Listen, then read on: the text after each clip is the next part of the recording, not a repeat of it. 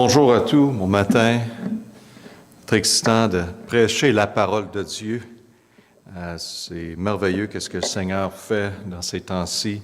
On a commencé par la grâce de Dieu d'avoir un temps à la radio de 15 minutes en Afrique et cela a été quelque chose qui s'est présenté il y a quelques semaines et on a pris l'opportunité. Et gloire à Dieu, c'est merveilleux. Averti, est impliqué avec moi-même. Moi, je parle un petit peu. Et le tout est en français et c'est vraiment bénissant. Donc, je vous encourage, si vous voulez entendre vraiment qu'est-ce qui est enseigné à travers de la radio en Afrique, c'est 15 minutes chaque semaine qu'on a ce temps-là. Et on paye un montant, c'est une très bonne opportunité pour atteindre les personnes de quelles qu'on a le programme Espace au Poco, pour qu'ils aient l'opportunité d'entendre la parole de Dieu. Bien sûr, on veut en faire plus, mais ceci, c'est une bonne opportunité qui se présente. Et déjà, on a des commentaires des personnes. Donc, ça vient de commencer la semaine passée et ça va continuer cette semaine. Si vous voulez entendre ces messages, des histoires bibliques animées, vraiment bien faites, ça vaut la peine. Je vous encourage juste vous envoyer un courriel, un texte averti ou à moi-même et on va faire plaisir de vous envoyer ceci. Donc, gloire à Dieu pour qu'est-ce qu'il fait. On va regarder ensemble dans la parole de Dieu, dans le livre des Actes, et on va continuer la deuxième partie du message de la semaine passée. Pourquoi la souffrance? Amen. Pourquoi la souffrance? On va prier. Père éternel, merci pour la parole de Dieu qui est très claire et très simple pour nous. Et Père, ce sujet est très difficile parmi plusieurs. Et Père, on prie que tu éclaircis ceci. Tu nous aides à comprendre les souffrances de qu'est-ce qu'on passe à travers pour les utiliser pour la gloire de Dieu. Père, fais un travail en nous et enseigne-nous. Père, encore une autre fois, on prie au nom de Jésus. Amen. Regardez ensemble dans le livre des Actes, chapitre 9, verset 16. On va regarder quelques versets de la semaine passée également. Dans le livre des Actes 9, 16,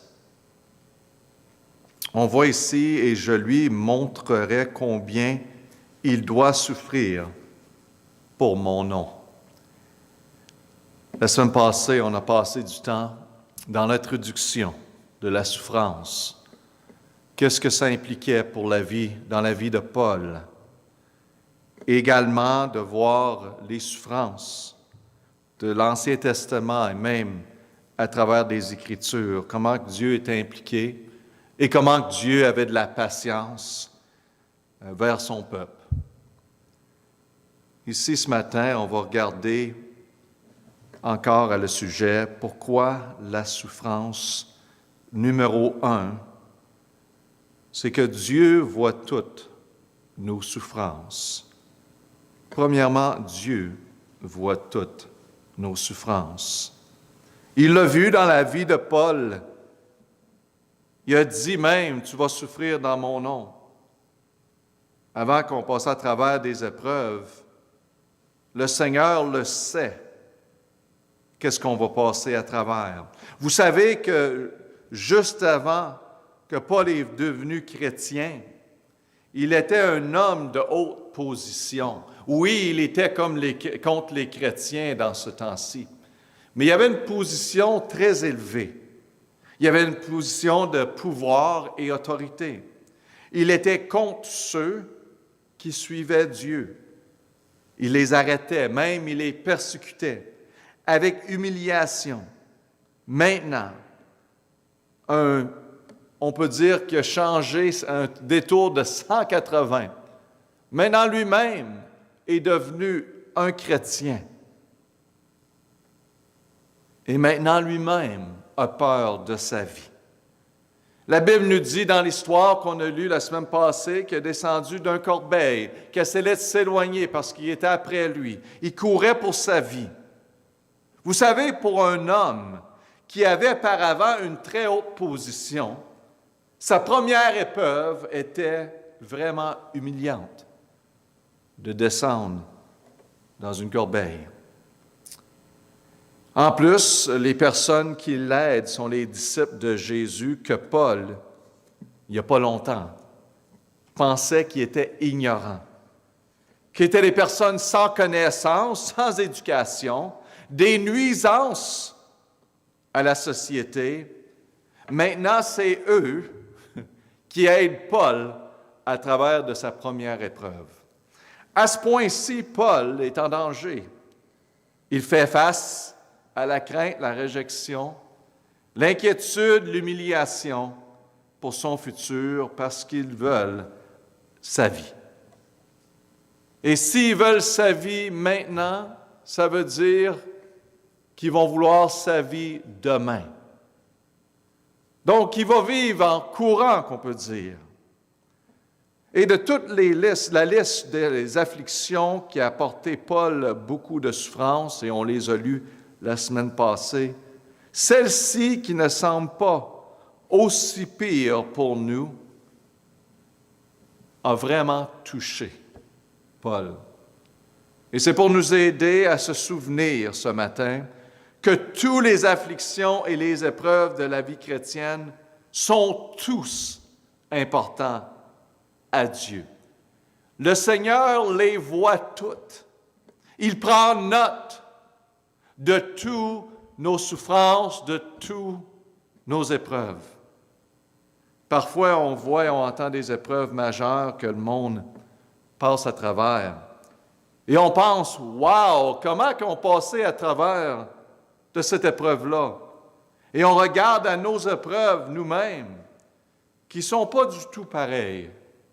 Mais ils nous troublent beaucoup. Ça semble difficile pour nous quand même. Et on ne sait même pas comment s'en sortir. Savez-vous que vos épreuves sont réelles et très importantes à Dieu? Soit que c'est votre perte d'emploi, votre crainte pour le futur, votre accident, votre tristesse pour quelqu'un proche qui est décédé ou malade, maladie, ou d'avoir un cœur brisé par une parole ou l'action d'une autre personne. Toutes ces choses sont réelles et sont présentes. Et le Seigneur les voit toutes. Tout le monde a des épreuves. Il y en a de toutes sortes d'afflictions, de souffrances. Et quand quelqu'un vous demande la simple question, pourquoi des mauvaises choses arrivent à des bonnes personnes? Même si en réalité la question devrait être pourquoi des bonnes choses arrivent à des mauvaises personnes. Mais quand la question est demandée, c'est important de comprendre que Dieu utilise les épreuves, les souffrances dans notre vie de différentes façons, pour une certaine raison, et que seulement lui sait, et qu'un jour, peut-être on va le savoir, mais peu importe, on se confie en lui, parce qu'il sait exactement qu'est-ce qu'il fait. Et ce matin, voici des types d'épreuves que nous ou les autres passent à travers, pour mieux comprendre qu'il y a des épreuves qu'on peut dire universelles, simplement à cause de notre nature. La Bible en parle dans notre texte, 2 Corinthiens 11, 27, dans la peine, dans les travaux, dans les fréquentes veilles, dans la faim, dans la soif, souvent dans la jeûne, dans le froid et dans la nudité. C'est ça que Paul parle, une de ses épreuves. Voyez, on a tous été dans la peine, fatigue, la douleur, la faim, la soif. Parfois, c'est tout à travers ce qui se passe maintenant, que le monde passe à travers avec la fatigue du COVID et tout ce qui se passe, de la politique. C'est pas facile. Et qu'est-ce qui se passe dans certains pays? Pourquoi on a des douleurs? Pourquoi qu'on est fatigué? Parce qu'on a un corps qui est fait de chair. Et plusieurs de nos afflictions font partie du procès normal de la vie qui est hors de notre contrôle, qui est universel pour tout. C'est la vie. C'est pas facile, mais c'est universel pour tout. Et un autre type d'épreuve qui est due à les conséquences. Et la Bible nous dit dans 2 Corinthiens 12, 20 et 21 que des types d'épreuves qui sont dues à les conséquences. 2 Corinthiens 12, 20, 21, « Car je crains que mon arrivée, je ne vous trouve pas tel que je voudrais, et que vous ne me trouverez pas tel que vous voudriez, et qu'il n'y ait de contestation, de jalousie, d'amnosité, des dissensions, des médisances, des rapports, de l'orgueil et des troubles. » Verset 21. « Et qu'en retournant chez vous, mon Dieu ne m'humilie, et que je n'ai à pleurer sur plusieurs de ceux qui ont péché précédemment, et qui ne sont point repentis de l'impurité, de la fornication et de l'impudicité qui ont commises. » Vous voyez que les conséquences de nos actions, ici dans notre texte, ça mentionne la jalousie, médisance, contestation, l'impurité, la fornication, la liste continue. Ça ne devrait pas être des choses parmi les chrétiens.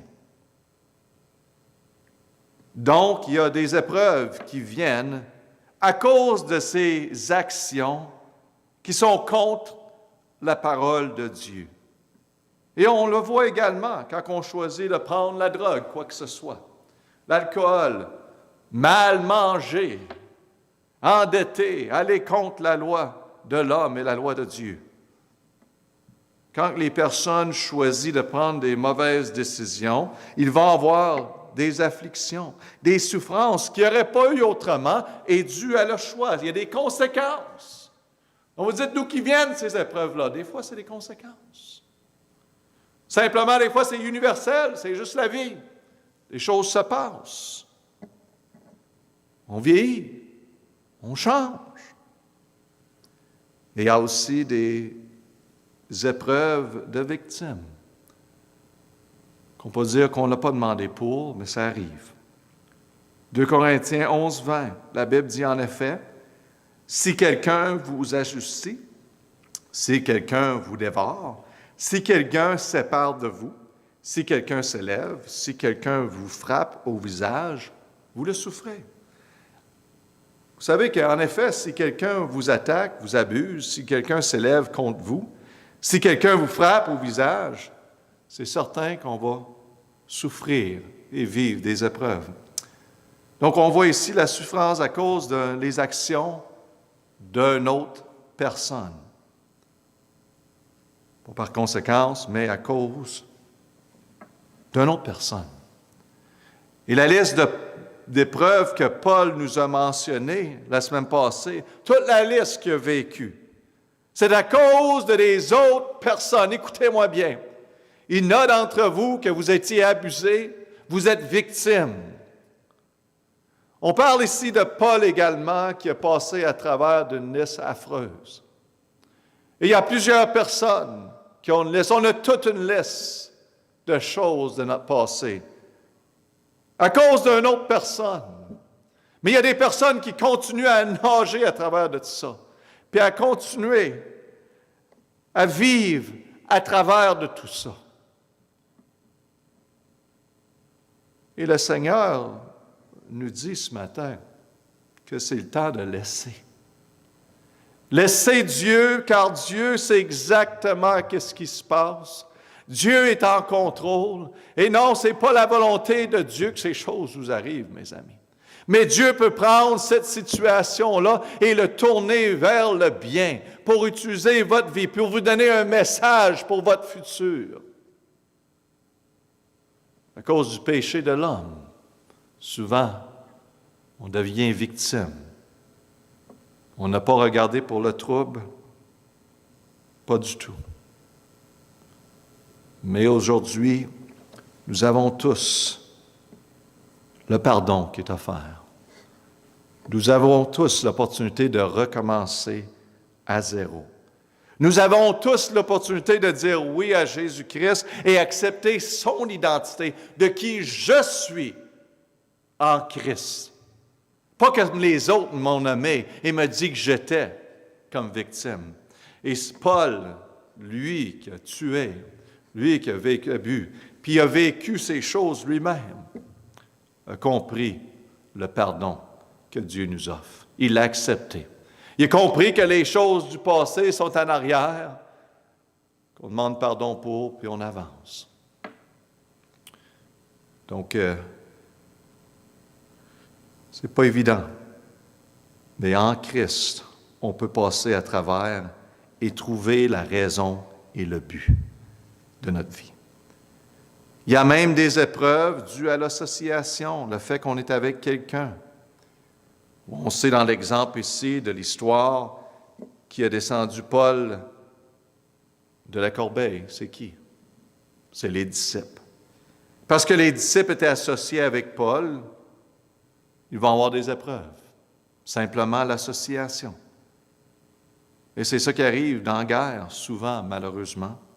Il y a des personnes qui n'ont rien à faire avec la guerre, mais à cause de l'association, l'endroit, dans le même pays, ils vont faire partie des afflictions.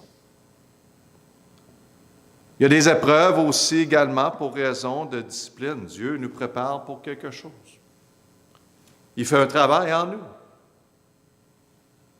2 Corinthiens 12:7, la Bible dit, « Et de peur, je m'élève pas trop, à cause de l'excellence de mes révélations, il m'a été mis dans la chair une écharde, un ange de Satan pour me souffleter afin que je me lève point. » Paul dit ça. Paul parle comment que Dieu a utilisé cette écharde dans sa chair. Ici, c'est Dieu qui nous protège, ses enfants. Le problème dans le futur que Dieu permet. Et Paul, il dit, vous savez, c'était nécessaire pour moi afin que je me lève, point. Amen. À moins que je mette dans une position très élevée que j'oublie Dieu. C'est simplement que Dieu permet l'épreuve pour nous protéger. Des fois, pour nous changer de direction, pour ouvrir nos yeux à une nouvelle opportunité. Donc, arrêtez d'être effrayés quand les choses changent et que Dieu permet quelque chose d'arriver. Mais disez, Dieu, qu'est-ce que tu es en train de faire? Je suis à l'écoute. Nous sommes ses brebis, il ne faut pas oublier. Il est le berger, il sait où il nous conduit. Il ne fait pas d'erreur. Il sait exactement où il nous conduit. Si on peut apprendre quelque chose, c'est de réaliser que les afflictions, les épreuves, les souffrances, oui, sont réelles et que Dieu comprend la raison. Et que pour nous de faire la même chose vers les autres, la façon qu'on veut que Dieu, amen, comprendre la raison. C'est pour nous de faire la même chose vers les autres, de comprendre, au lieu de passer jugement, comme les amis de Job ont passé sur lui. Qui dit, les amis de Job ont dit, si tu souffres, c'est parce que tu manques de la foi. Hein, Job? C'est arrivé tout ça, tu as tout perdu à cause qu'il te manque de la foi, hein? Le bon jugement des chrétiens, hein? Des autres, qui pensent qu'ils ont le jugement.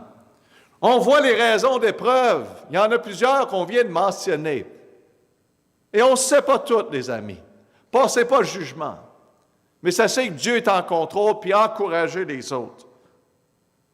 Job, c'est arrivé à cause de tes péchés de ta vie. Hein? C'est pour ça que c'est arrivé. Ah, il y a des chrétiens qui voient juste une façon, n'est-ce pas? C'est comme ça que c'est. On sait que ce n'est pas vrai d'après la Bible. On voit clairement dans la vie de Job que ses afflictions n'étaient pas à cause qu'il manquait de la foi, et ni à cause du péché qu'il a commis. Les amis de Job l'ont accusé au lieu de faire ce qu'il aurait dû faire, c'est de l'encourager. La Bible dit dans Psaume 34, 20, « Le juste a des maux. » Des afflictions, ça veut dire. Le juste a des afflictions en grand nombre. On va dire, il y en a plusieurs qui, le juste. Ça ne parle pas du mauvais, le juste. Hein, chrétien, quand vous allez accepter ceci, Jésus lui a dit à Paul, tu vas souffrir. Et encore, le juste va en avoir plusieurs afflictions. En grand nombre, mais, regardez bien, on n'arrête pas là, mais l'Éternel le délivre de tout. Amen. Pour ceux qui croient que les justes devraient être riches, devraient être en santé et devraient être joyeux et sans trouble, mes amis, lisez la parole de Dieu. Le juste a des afflictions en grand nombre. On vient de lire que les justes ont des afflictions. Donc, arrêtez d'enseigner une fausseté que les justes, tout devrait tomber à sa place et être parfait tout le temps, en santé, joyeux, riche. Je vous rappelle du verset qui dit « Pleurez avec ceux qui pleurent ».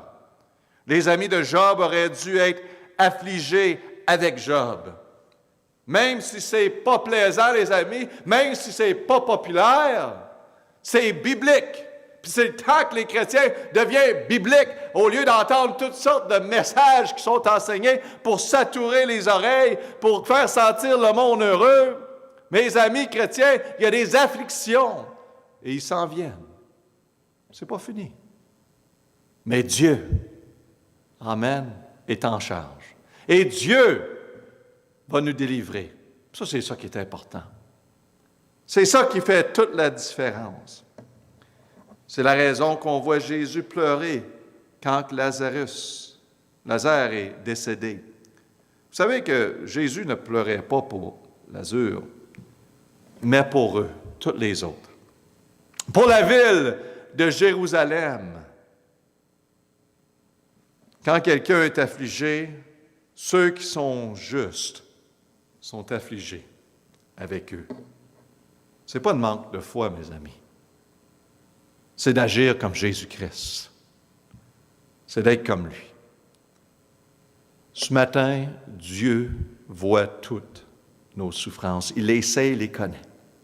C'est exactement où nous sommes. Numéro 2, les souffrances dans cette vie, c'est que Dieu utilise toutes nos souffrances. Pas seulement qu'il voit toutes nos souffrances, il utilise toutes nos souffrances. Laissez-le utiliser vos souffrances. Dans le livre des Actes 9, 28 et 31, on lit ici, on a parlé de Paul, tout ce qui est arrivé, qu'est-ce qui est passé, les épreuves qu'il a vécues. Mais regardez ici, versets 28 et 31, dès lors, il allait et venait avec eux à Jérusalem et parlait ouvertement au nom du Seigneur Jésus. Amen. Cependant, les églises étaient en paix, verset 31, le livre des Actes 9. Cependant, les églises étaient en paix dans toute la Judée, la Galilée et la Samarie, étant édifiées et marchant dans la crainte du Seigneur, et elles se multipliaient par le secours du Saint-Esprit. Amen et amen. Il n'y a pas une épreuve, il n'y a pas une souffrance qui sera inutile au cours de votre vie. Regardez qu'est-ce que Paul est arrivé, les portes qui sont ouvertes pour l'Évangile de Jésus-Christ, les églises qui sont encouragées et qui se multipliaient à cause de les épreuves de Paul. Ça vaut la peine. Le prophète dit dans Malachie que Dieu est assis à côté du feu, fondant et purifiant. Fondant, bien sûr, on n'aime pas ça, cette étape, mais elle est nécessaire pour nous et pour nous purifier, pour nous préparer. La Bible en parle dans le livre de Jacques 1, 2, 3, 4. Ça dit, frères, regardez comme le sujet d'une parfaite joie les diverses tentations qui vous arrivent. Verset 3. Sachant que l'épreuve de votre foi produit quoi? La patience. Wow! Hein? Est-ce que les épreuves, les afflictions sont nécessaires? S'ils font tellement un travail de produire la patience en nous, verset 4, mais que la patience ait une efficacité parfaite, afin que vous soyez parfaits et accomplis, ne manquant en rien. Mes amis, c'est l'outil, les épreuves, les souffrances de la vie, c'est les outils que Dieu permet dans nos vies pour nous apporter où qu'il veut nous apporter, pour sa gloire, et que notre vie soit efficace pour la gloire de Dieu. Arrêtez de courir, arrêtez de les éviter, puis acceptez-le. Les choses de votre passé, Seigneur, ça c'est arrivé, ça a été très difficile. Mais je comprends aujourd'hui que tu veux que j'utilise ça pour un certain but que tu veux accomplir à travers de moi.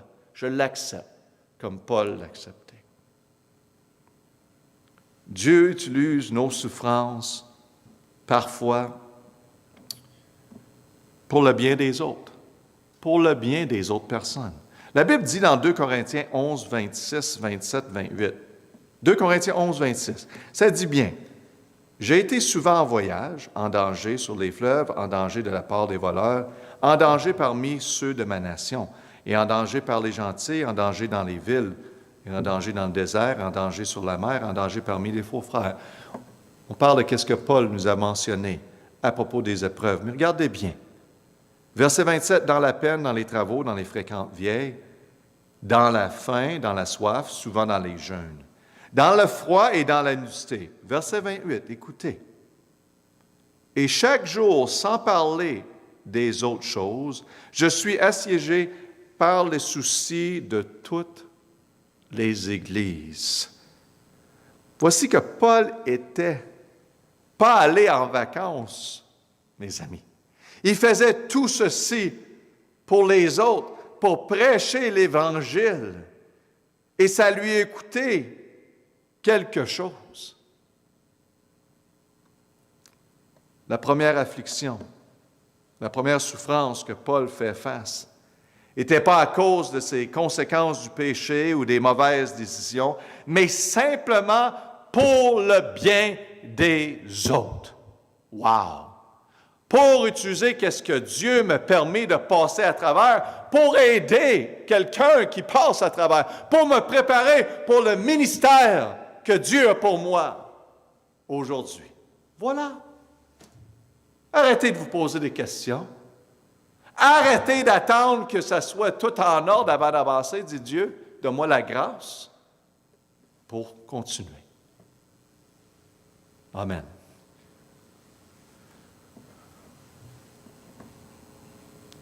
Il y en a qui disent, pasteur, je ne crois pas que pour servir l'Éternel, on ne devrait pas aller dans une direction qui pourrait nous apporter du danger ou un risque. Mes amis, ça vient avec la vie. On a une cause dans le cœur, oui, on utilise la sagesse de la parole de Dieu, mais on y va.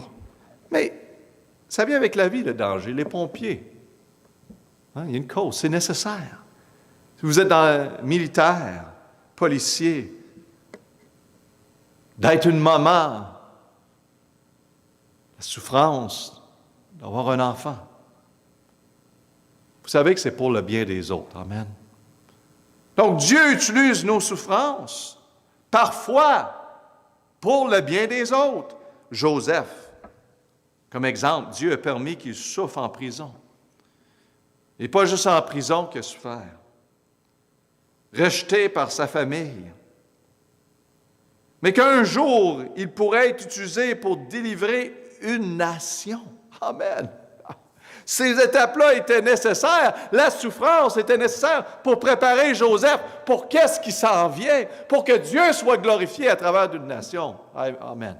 Ça, c'est ça que je veux. C'est ça que je veux pour ma vie. Une significance. Et si ça prend certaines souffrances, on ne court pas pour, mes amis, mais que la gloire de Dieu soit élevée pour les autres. Et je vais vous dire quelque chose. On parle d'une nation qui est tournée vers Dieu. Joseph l'a accepté. Il a accepté. Quand il a été frappé avec ces épreuves-là, un gars qui n'était pas dans le péché, un gars qui n'était pas dans le mauvais, simplement que Dieu voulait l'utiliser pour faire quelque chose, pour l'apporter dans une direction. Et ça a pris de le tirer dans quelques trous, et même dans la prison pour l'apporter devant la personne qu'il devait rencontrer. Wow! Hein? Hey, tous les bons chrétiens aujourd'hui, hein? Qui prêchent, hein? Les églises qui prêchent, ça devrait être parfait pour un chrétien. S'il est vraiment en règle avec Dieu, ces choses-là ne devraient pas y arriver. Wow! Lisez la Bible, mes amis. Lisez la parole de Dieu qui nous donne la vérité, que les souffrances sont normales, puis il vient en multitude dans la vie d'un chrétien pour la gloire de Dieu. Vous savez que Joseph ne comprenait pas le procès, mais vous savez quelque chose, il connaissait son Dieu. Que son Dieu était bon et que son Dieu était parfait, et Dieu le savait, qu'est-ce qui se passait. Il avait juste besoin de savoir ça. Et il a laissé Dieu faire qu'est-ce qu'il voulait faire avec. Il a continué à rendre gloire à Dieu comme Job l'a fait, même à travers la souffrance, mes amis. Oh, non! Gloire à Dieu! Oui, ça fait mal. Mais gloire à Dieu! Il sait exactement qu'est-ce qu'il fait. Il sait exactement qu'est-ce qu'il va faire à travers de ma vie. Je vais lui permettre de le faire pour sa gloire.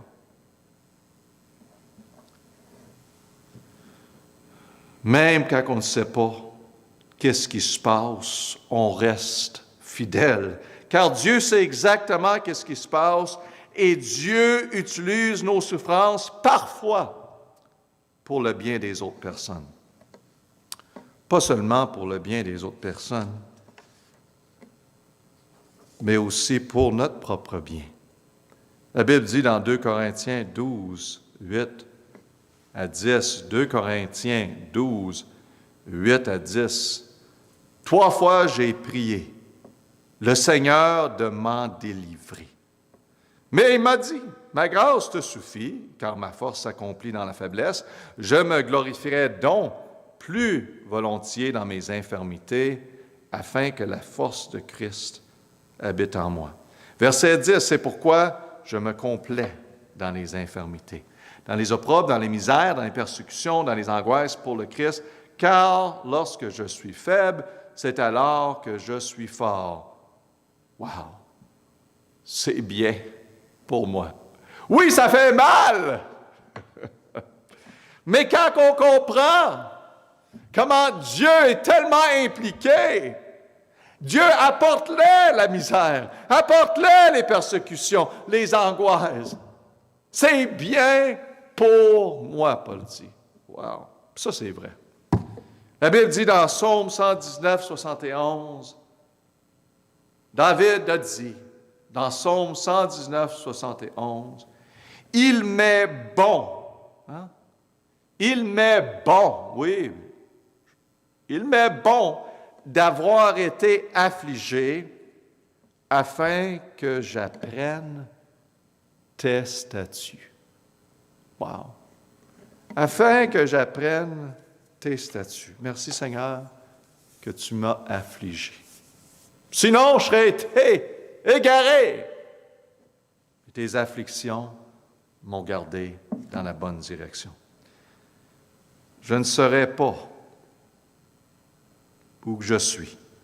Je n'aurais pas vu qu'est-ce que j'ai vu dans la vie et je n'aurais connu qui j'ai connu si ce ne serait pas été pour les afflictions de ma vie et également à travers de votre vie.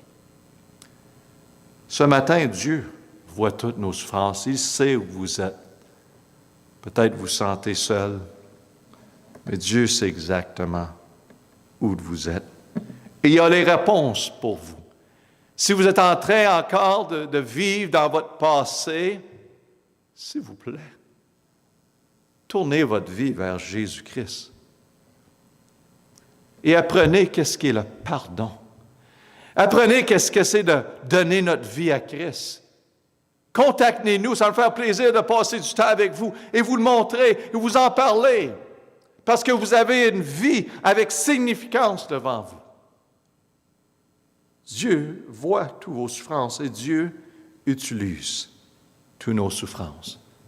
Ah, pasteur, j'aurais aimé ça que ça n'aurait jamais arrivé.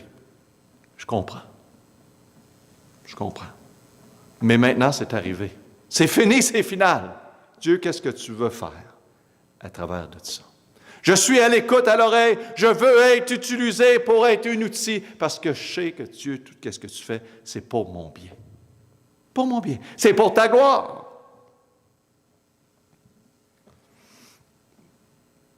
Chrétiens, soyez rassurés que cette terre est seulement temporaire.